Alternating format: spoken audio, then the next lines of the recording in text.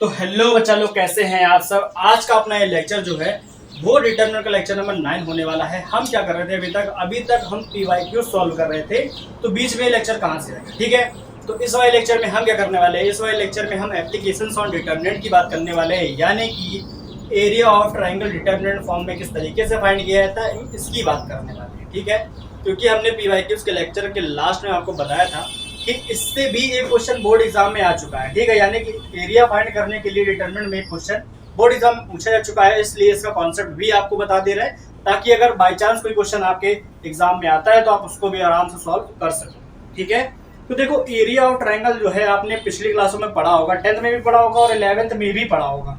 ठीक है, कि एक ऐसा ट्राइंगल, ठीक है, जिसके वर्टेक्स कुछ इस टाइप के हों, ठीक है, उसका एरिया किस तरीके से दिया जाएगा। तो area of triangle whose vertex are, ठीक है, जिसके वर्टेक्स कुछ इस टाइप से हो। ठीक है, कैसे, अगर मान लो हमारे पास कोई ए पॉइंट है जिसके वर्टेक्स x1 और y1 है, कोई बी है, दूसरा पॉइंट बी है जिसके वर्टेक्स x2 और y2 है, एंड पॉइंट सी है जिसके वर्टेक्स x3 और y3। ठीक है, ये है। तो इसका जो एरिया का फॉर्मूला है वो किस तरीके से दिया जाएगा। ठीक है, then area of triangle is given by, कैसे हम लोग लिखते थे उसको लिखते थे 1/2 और x1 प्लस यहाँ पर x1 प्लस x2 और यहाँ पर x3 आता था, और ये क्लोज करके y2 minus y3, y3 minus y1 और यहाँ पर y1 माइनस y2, इस तरीके से लिखते थे, है ना। आपने 10th क्लास में और 11th क्लास में इस वाले फॉर्मूले को अप्लाई किया होगा काफ़ी जगह, कोऑर्डिनेट ज्योमेट्री में भी, कोऑर्डिनेट ज्योमेट्री कह रहे हैं इसको, आपने ज्योमेट्री के टॉपिक्स में यूज किया होगा। ठीक है, जहाँ पर एरिया ऑफ ट्राइंगल फाइंड करना होता था या फिर लाइंस वाले क्वेश्चंस में। ठीक है, तो ये हमारे पास एरिया का क्वेश्चन होता था, बट हम यहाँ पर बात क्या कर रहे हैं, area of triangle in determinant form. ठीक है, तो हम क्या करेंगे, यहाँ पर डिटरमिनेंट फॉर्म में एरिया फाइंड करेंगे किसी ट्राइंगल का। ठीक है, तो देखो करना क्या है, हमारे पास अगर यही वर्टेक्स हो तो इनको डिटरमिनेंट फॉर्म में डिनोट कैसे करके दिखाएंगे वो देखो, क्योंकि एरिया ऑफ ट्राइंगल का ये बेसिक फॉर्मूला है। डिटरमिनेंट फॉर्म में किस तरीके से ये फॉर्मूला हमको दिखेगा वो भी देख लो जरा यहाँ पर।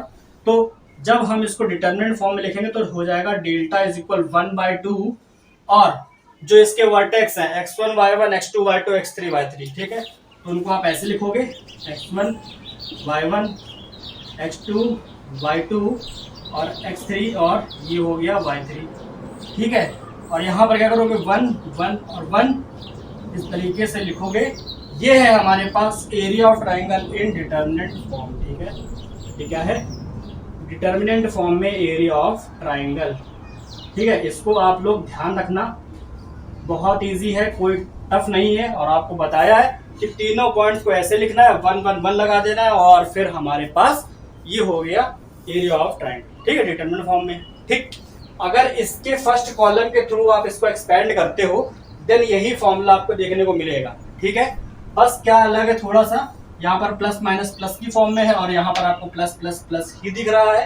तो बस आपको चेंजमेंट क्या करना है, यहाँ पर लगाना है माइनस और इन दोनों को आगे पीछे कर देना, यानी कि y1 को आगे कर दो और y3 को पीछे कर दो, बस।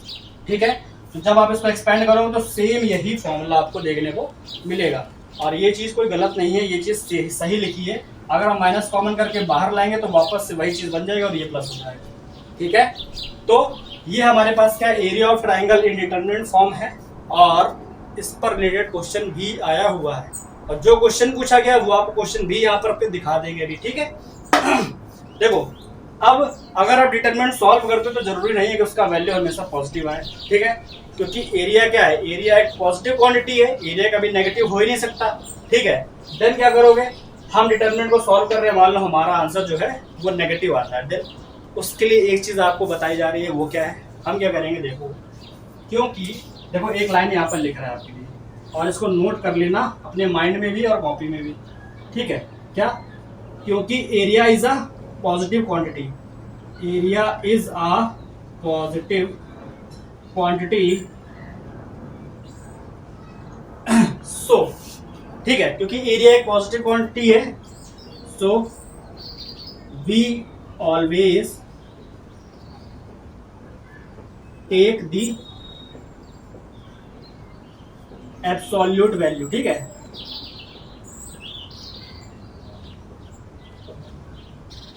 Value of the determinant.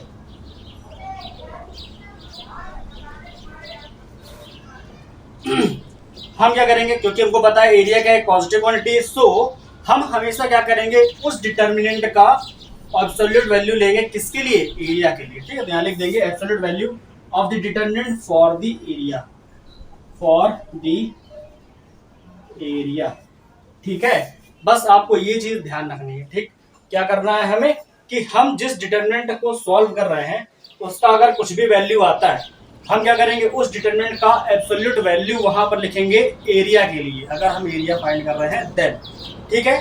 तो ये है हमारे पास एरिया ऑफ ट्रायंगल का कॉन्सेप्ट, और हो सकता है कि कभी कोलिनियर का भी कॉन्सेप्ट आ जाए, ठीक। तो एरिया का कॉन्सेप्ट तो यहाँ से क्लियर है।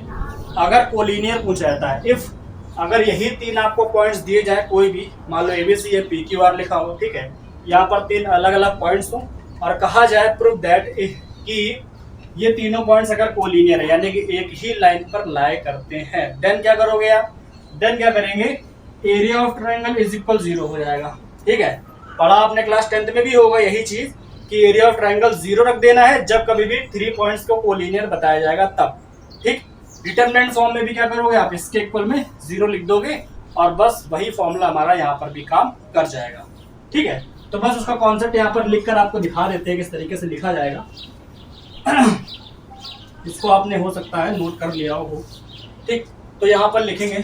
अब आपको बताते हैं कि क्या होता है कोलिनियर का कॉन्सेप्ट। इफ 3 पॉइंट्स, कौन कौन से, P है हमारे पास x1 y1, ठीक है, Q है हमारे पास x2 y2 एंड R है x3 y3, R collinear. Then जब 3 पॉइंट्स आपस में क्या होंगे, कोलिनियर होंगे, देन इसके लिए हम क्या करेंगे, इसको डिटरमिनेंट के अंदर कैसे सॉल्व करेंगे, तो हम यहाँ पर लिखेंगे area of triangle, area of triangle is equal 0, ठीक है। कॉन्सेप्ट सिर्फ यही है, area of triangle is equal 0। अब एरिया ऑफ ट्रायंगल क्या होता है, एरिया ऑफ ट्रायंगल होता है 1/2 और ये x1 y1 x2 y2, क्योंकि डिटरमिनेंट पढ़ रहे हैं ना, तो इसलिए डिटरमिनेंट की फॉर्म में लिखेंगे x3 y3, और ये हो गया 1 1 1 इज इक्वल 0। तो ये 1/2 तो खत्म हो जाएगा, सिर्फ ये डिटरमिनेंट बचेगी, ठीक है। यानी कि इसको सॉल्व करके अगर 0 ले आए, देन हम बोल सकते हैं कि जो 3 पॉइंट्स हैं ये क्या है, ये कोलिनियर है, ठीक है। तो ये हमारे पास क्या है, ये हमारे पास है कोलिनियर होने का कॉन्सेप्ट, ठीक। डिटरमिनेंट के अंदर छोटा सा कॉन्सेप्ट है, बहुत लेंदी नहीं है। इस पर जो क्वेश्चन पूछा गया बोर्ड एग्जाम में वो भी देख लो आप, ठीक है। उस क्वेश्चन के वर्टेक्स क्या क्या थे यहाँ पर आपको लिख के बता दे रहे हैं, और देखो हो सकता है तो सॉल्व भी कर देते हैं उसको, ठीक है।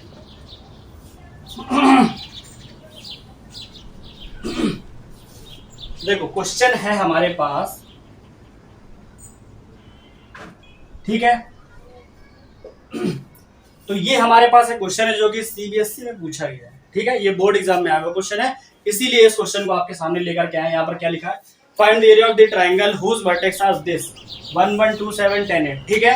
तो इसी का हमको क्या करना है, एरिया फाइंड करके बताना है। डिटरमिनेंट फॉर्म में इसका एरिया कैसे लिखा जाएगा, तो हम यहाँ पर area of triangle, area of triangle कैसे लिखेंगे, 1/2, और फर्स्ट हमारे पास जो पॉइंट है वो क्या है 1 1, तो ये 1 और 1 आ गया। ये है 2 7, सेकंड वाला 2 7 और 3 है हमारे पास 10 और 8, ये लिख दिया। यहाँ पर 1 1 और 1 आ गया है। जब आप इसको सॉल्व करोगे, ठीक है, जब भी आप इसको सॉल्व करोगे, देखो 1 1 दिख रहा है, तो यहाँ पर क्या करो, कॉलम फर्स्ट को कॉलम सेकंड सब्ट्रैक्ट करो, सेकंड को थर्ड सब्ट्रैक्ट करो, डबल 0 मिलेंगे आपको, एक 1 मिलेगा, उसी के थ्रू एक्सपेंड कर देंगे, ठीक है, और हमारा आंसर जो है तुरंत आ जाएगा, ठीक है।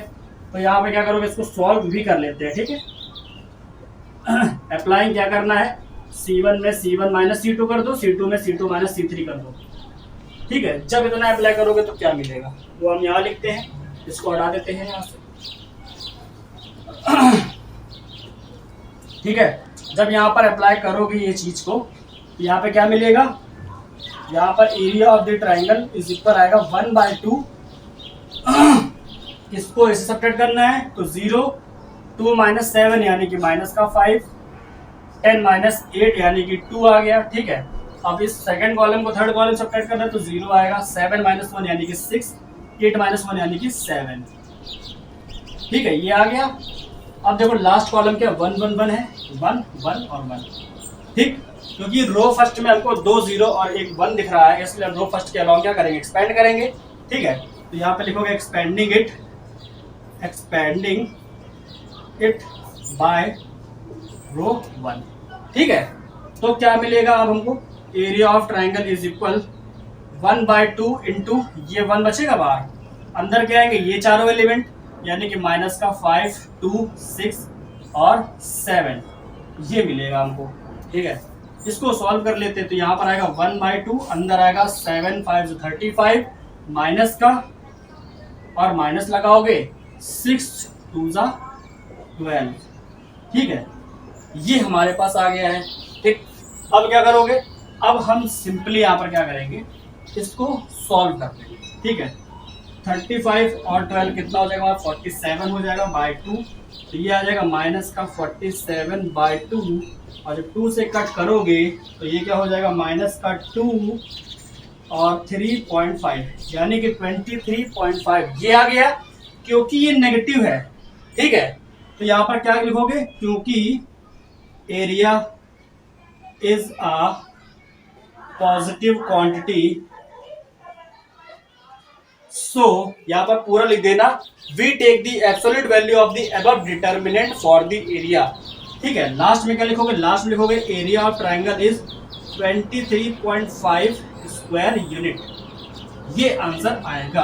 ठीक है, समझ में आ गया होगा मेरे ख्याल से कि किस तरीके से इसका सॉल्व किया जाएगा क्वेश्चन। ठीक है, एरिया ऑफ ट्राइंगल अगर कभी भी आपके क्वेश्चन में आता है तो आप उसको डिटरमिनेंट फॉर्म इस तरीके से सॉल्व कर सकते हैं, बहुत इजी तरीका है, और मेरे ख्याल से कोई भी क्वेश्चन इसका आपको दिक्कत नहीं करना चाहिए।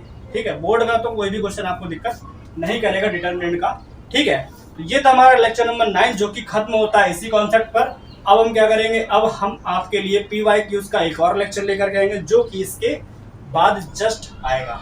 ठीक है, हमने PYQs के 4 लेक्चर ऑलरेडी कर लिए हैं, वो होगा लेक्चर नंबर 5 PYQs का। ठीक है, तो मिलते हैं उसी लेक्चर में, आज के लिए सिर्फ इतने रखते हैं, तब तक के लिए पढ़ते रहो, क्वेश्चन सॉल्व करते रहो। नेक्स्ट लेक्चर में हम कुछ और अच्छे क्वेश्चन और नए क्वेश्चन सॉल्व करेंगे, तो उसका इंतजार करो।